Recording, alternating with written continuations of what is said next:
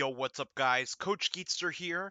AeroPegasus has been flying high since its release and is showing no signs of slowing down.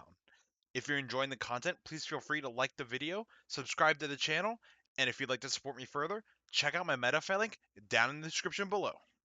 Let's get into the guide. So why should you pick AeroPegasus? AeroPegasus is a high stamina attack type blade. Because of its outward weight distribution, it's able to spin for a lot longer in comparison to other attack types currently available right now. This gives you more chances at good extreme dashes into your opponent, and also gives you the ability to sometimes beat stamina or defense types depending on how hard and how often you hit them throughout the battle. It's also great into other attack types. Its round shape gives it less recoil, so it doesn't get knocked back as far, and it also doesn't lose as much stamina per hit compared to something like Phoenix Wing that slows down pretty quickly once it gets knocked around a bit. It's also able to use a bunch of different ratchets and bits and still perform well compared to some other blades like Hover Wyvern that are a bit more specific on what they need to use in order to get good results. Some weaknesses that AeroPegasus has: its attacks can be a little inconsistent. There's only one really strong contact point on the blade. The other two are a bit mediocre at best, so it kind of hinders your ability to get really good attacks on stamina type sometimes, so you have to get a bit lucky when you're hitting them. The ratchet is also a bit exposed, so even if you're using a high resistance bit, sometimes just the right hit against you will be able to burst you, so you have to be careful about that when you're launching. And lastly, AeroPegasus is pretty expensive right now. It's not as accessible as a normal blade. So if you're a newer player looking to upgrade your collection, instead of spending the money on AeroPegasus, I would recommend spending it more on a bunch of other different parts to grow your collection as opposed to just one singular part. Now, my recommended combo for AeroPegasus, and the one that's going to be used in the gameplay of this video, is AeroPegasus 160 Rush. 160 in Rush is like the perfect mix of stamina and attack that AeroPegasus is looking for.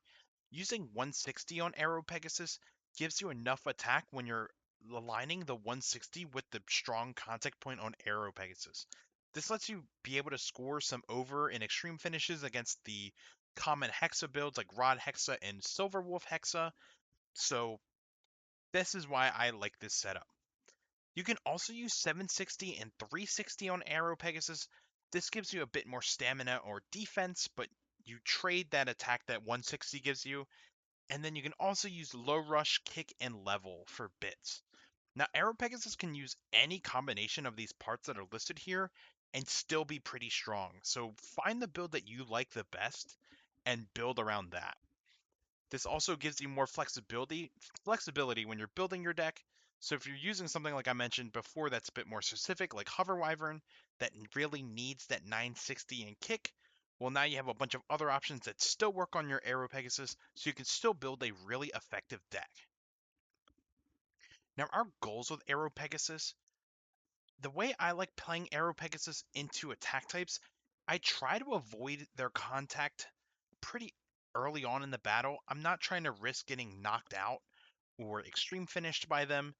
So we want to use our superior stamina and play it safe, try to get our 1 point against our opponent's attack type, and then move on to the next blade. When we're playing against stamina, we really want to emphasize countering our opponent's launch. So if we think our opponent's going to be doing something like a reverse dash, we're going to try to launch in a way that counters that because of AeroPegasus's inconsistencies. We want to make sure we get hits at opportune times where our opponents are going to be closest to the extreme zone or over zone, or we make sure we hit them at our highest speed, so straight off the X rail, things like that. We just want to make sure we give ourselves the best chances, so if we do get that good contact, it's going to result in an extreme or an over finish. If you're not countering your opponent's launch properly with AeroPegasus, you're going to struggle to find some good results against Hexa builds. Even things like Ball and Low War might be a bit of a struggle, but mainly Hexa. Hexa has so much defense, so you have to be launching correctly with this because of the low consistency and the somewhat low attack power that AeroPegasus has overall compared to something like Phoenix Wing or Hover Wyvern that hit a lot harder. So they're a little more forgiving in those matchups. AeroPegasus you have to be pretty precise with and make sure you're getting the right contact that you're looking for. Now let's check out some gameplay to see how we apply these strategies in real tournament battles. Alright, so hopping in some gameplay here, we're first going to show some matchups against the stamina and defense types that are currently in the meta right now. So this first battle is up against a Rod Hexa build. So looking at our opponent's hands and the way they have their launcher positioned, I'm assuming they're going to go for a slight stall. So this leads me to use a flat launch to try to meet them at the top. We missed them. They actually fall down quicker than expected. But now we're going to be on our way towards an X dash and we're going to run straight into them. This is what I mean. We have to guarantee contact early. And like I said, our attacks are a bit inconsistent. So we go back here. You're going to see that we're going to actually get some decent hits at the beginning, but they're not going to be enough to really get our opponent out. It takes that last extreme dash to get them out of the stadium. Now this one is up against a Wolf Low Orb. Now the way my opponent is launching, I can tell that they're not really going to go for a reverse dash, so I choose to angle forward in order to initiate some early contact, get them destabilized and knocked around a bit before I go for an X dash and try to finish the battle that way. Now you're going to see we're going to get a couple little taps, one X dash, two X dash, and then a third hit to finally actually knock them out of the stadium. That shows a bit of the inconsistency that AeroPegasus has. You have to make sure you get enough contact early so that you can actually knock them out when it matters. So make sure you get your contact early. You have to read your opponent's launch. There was two good reads that we had there, so that was why we were able to secure those early knockouts. Now this next matchup is up against Cobalt Dragoon Elevate. And we're going to get a very quick knockout with this one as well. We do a very slight drop, nothing too crazy here. We're going to go back and check that out. So we have to remember that these left spin Dragoon Elevate combos go the opposite way compared to something that is right spin. So we know that instead of their track being this way, they are going to go the opposite. So they're going to be moving in this direction. So this slight drop that I do lets us meet them earlier. So instead of stalling up here and letting them run into us, because if we just drop launch like a very traditional hard drop launch that stalls us up here, they're going to slowly make their way around and run into us. And this is going to disrupt our pattern. We're not going to be able to get a good attack off this way. We're going to get destabilized. We might bounce around with our ratchet. So we have to do this style of launch instead when we're on B side in order to guarantee some early contact. And just a quick hit and into the overzone. Now, here is our next matchup against a Phoenix Swing on kick. And like I said, we want to avoid early contact if possible, especially with a matchup like this one. Phoenix Swing doesn't have a lot of stamina, so we know we will be able to outlast them into the late game. So we can just avoid some contact early, get some decent hits mid or late game, destabilize them, and outspin them. So I'm not going to try to drop launch or anything like that. I'm just going to try my best to be second on the ridge. And we get there, we're second on the line, and we knock the Phoenix around a bunch. And you can see the stamina difference. AeroPegasus is spinning like crazy. This Phoenix Swing gets knocked around a bunch. So get second on the line, and we get one hit here, two hit there, three hit there. And we just get a bunch of big hits, and they just lose so much stamina from all of that. This really shows off how good AeroPegasus is at maintaining stamina. We have a Hover Wyvern matchup here. We actually have two. We're going to have one from each side. Now, most opponents are going to try a slide drop or something like that from this side of the stadium for them. So I demonstrated this, and this is how I like countering this launch in general. But it really applies to these more anti-attack style blades, where we're going to try to meet them at the top of the inner ridge here. We want to make contact around this area. This is the safest area that we can make contact with them. Because of Hover Wyvern's really good stamina, we can't reliably beat them in an outspin if we don't make this big contact. They have more recoil than us, so we're going to use that to our advantage. Force the big hit in an area where they can't actually knock us out. And the only thing we're really risking is a burst, but we're going to be a bit lower than them from coming up at the top of the bowl. So, oops, we got to turn off our pen here. And we're going to make contact right where we're looking to make it, right there. We're very safe here. We're not worried about getting extremed, overfinished really here. They're not in a good position to make contact with us. It's not really going to do much. We actually get a little lucky because they do send us this way. Generally, it sends us closer to this wall. But now that we've got them knocked around and destabilized, they're not going to be able to come back from the stamina deficit. And we're going to win by the outspin. They never really got a chance to get a good attack on us to begin with.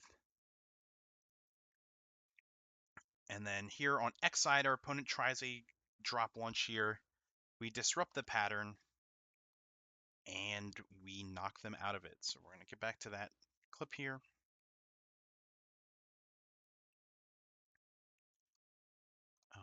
Not that one. This is a really quick one. So, like I said, Hover Wyvern players are generally going to be trying a drop launch or stall of some sort when they are on B side. And we're going to counter it the same way that we do from us being on B side. But we have to make sure that we get through this center portion of the ridge a little bit faster because they'll drop down quicker.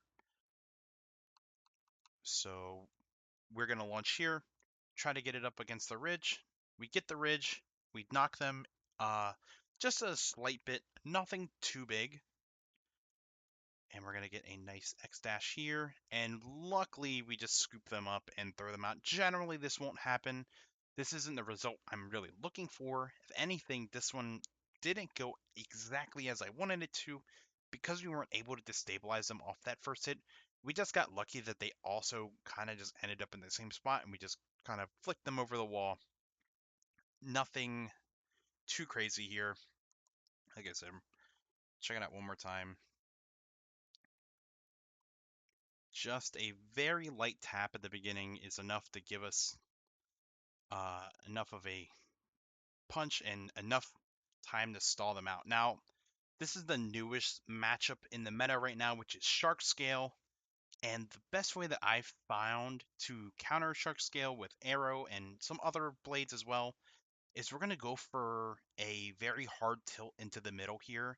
If we think that's what our opponent's going to go for, if we believe that they are going to angle towards the middle as well, we're going to do the exact same thing back, and that's to protect our ratchet. Like I said, AeroPegasus' ratchet is very exposed, especially when using something like one that has a potential to burst on us, and it has a bit of recoil because of the shape. So we want to make sure that that's not the thing taking the majority of the contact.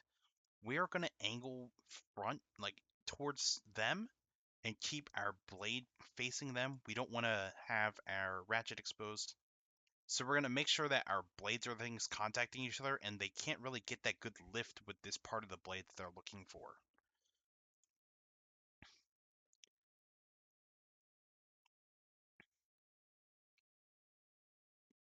And then we just get a really lucky knock into the pocket there. But we're going to slow down these launches here. Like I said, I thought my opponent was going to be tilting forward like this, so I'm going to match that with against their shark scale. And we actually pushed forward. I don't really like this, but luckily our opponent pushed forward as well. If they weren't pushed as forward as we were, they could have potentially got a good hit on us here. But since it's a bit tilted up for them as well, neither of us really gets a solid hit on each other. And now we kind of slip off the rail there, but it's all right. We have enough stamina that if this happens, we can recover from it. Some blades just don't have the stamina. Let's say this is like Drawn Buster. If it doesn't get a good X dash at the first time, it's just gonna peter out and die. But we have enough stamina where if our X dash doesn't go perfect the first time, second, third time we can recover from it. So that angle kind of stalled our opponent out in the middle of the entire battle, and we were able to take advantage of that because we were able to level out first and start attacking them. They kind of just got trapped in the middle. didn't really get a chance to get a good attack on us. So we were able to use our blades' better stamina and defensive power to even up this matchup, even against their lower upper attack style blade. So that's what we're looking to do with AeroPegasus. Nothing too crazy, just counter our opponent's launches and then use our blade's superior defense and stamina to win the attack versus attack matchups. Generally, unless we're going up against Hover Wyvern, we're not going to be really aiming for 2 or 3 points. Hover Wyvern, you can aim for that because of the amount of recoil it has. If you can line it up properly, you'll be able to score that 2 or 3 points. But against the other smash attackers or the less recoily upper attackers like Shark Scale, we're just going to look to defend early, destabilize our opponent later, and get our spin finish. And then against our stamina types, we're going to look to counter our opponent's launches, get early contact so we hit them while we're spinning the fastest, to make sure we get that good contact point on AeroPegasus around to hit them and knock them out or extreme finish them. Thanks for making it to the end of the video. Please make sure you drop a like and subscribe to the channel if you haven't already.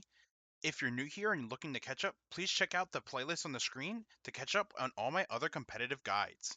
Leave a comment and let me know what combos you've been liking on AeroPegasus and what other blades you'd like to see me do a guide on in the future. Please make sure to check out my Metafy page in the description if you'd like to see some extra content or get some personal coaching from me. I'll see you guys in the next one.